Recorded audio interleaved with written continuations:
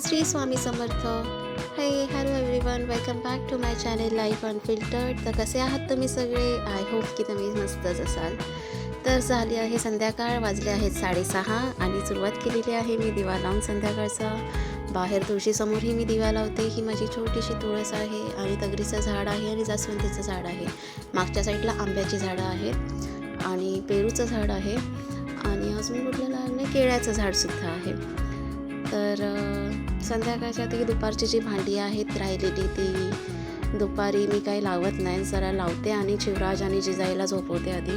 त्याच्यानंतर संध्याकाळी उठल्यावरती 5 वाजता उठली की मग आवरून घेते सगळं, भांडी बिंडी सगळी आवरून घेते.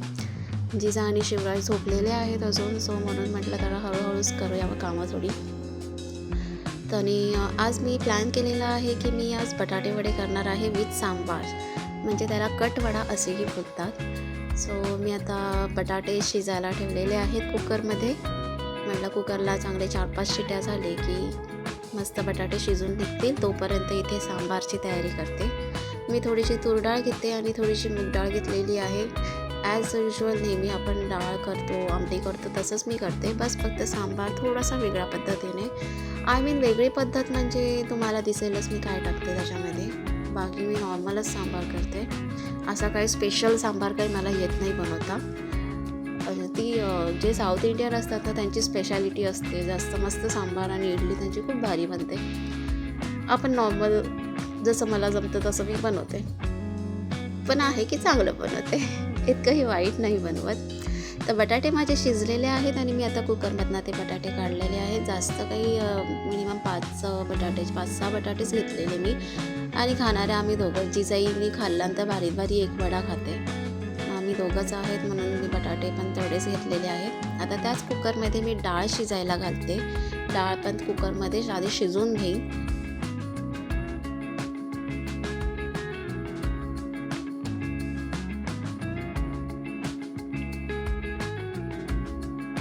रोज तरी जेवायला काय बनवायचं ना, हा मोठा प्रॉब्लेम होतो की रोज काय करायचं. आणि रोज डाळ भात खाऊन ना खूप कंटाळा येतो.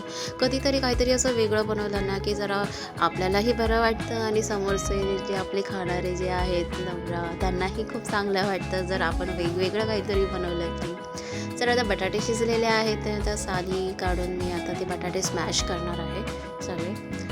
आणि शिवराज आणि जिजाई आता उठलेले आहेत आणि आज माझे मिस्टर आज लवकर आले होते.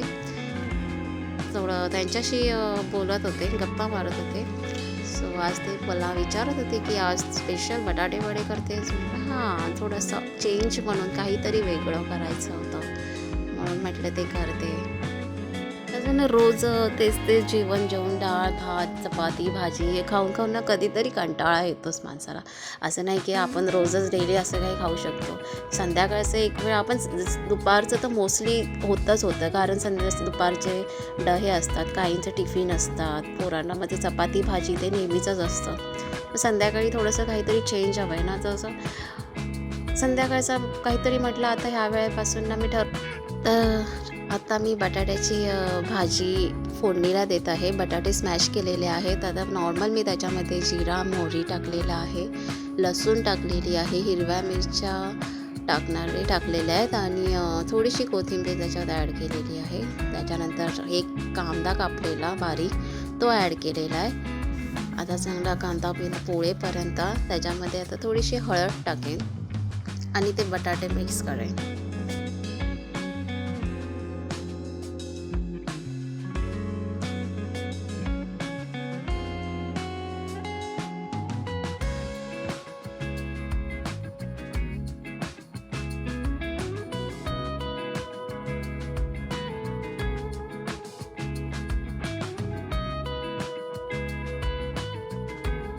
तर माझी बटाट्याची भाजी रेडी झालेली आहे. वरनं मस्त कोथिंबीर हे केलेली आहे. आता मी करत आहे सांबारची तयारी.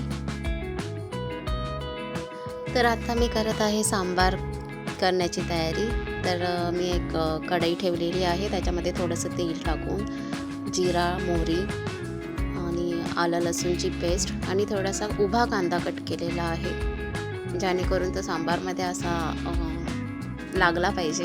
सो म्हणून मी आता उभा कांदा कट केला आहे. त्याच्यातच मी टमॅटो कट केलेले आहेत थोडीशी हळद टाकलेली आहे, मसाला आपला घरचाच तिखट टाकलेला आहे आणि जी डाळ शिजलेली होती ती डाळ आता त्याच्यामध्ये मी मिक्स करून घेतलेली आहे. थोडंसं जसं आपल्याला कन्सिस्टन्सी पाहिजे सांबारची तशी कन्सिस्टन्सी तयार करत आहे आता त्याची.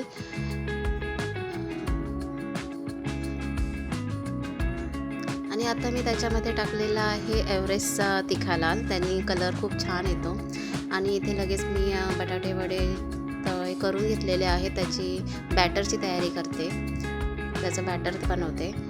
त्याच्यामध्ये मी फक्त बेसन घेतलेलं आहे, त्याच्यामध्ये हळद आणि मीठ एवढंच टाकलेलं आहे आणि बॅटर जसं आपण वड्याला बॅटर बनवतो तसंच बॅटर तयार केलेलं आहे.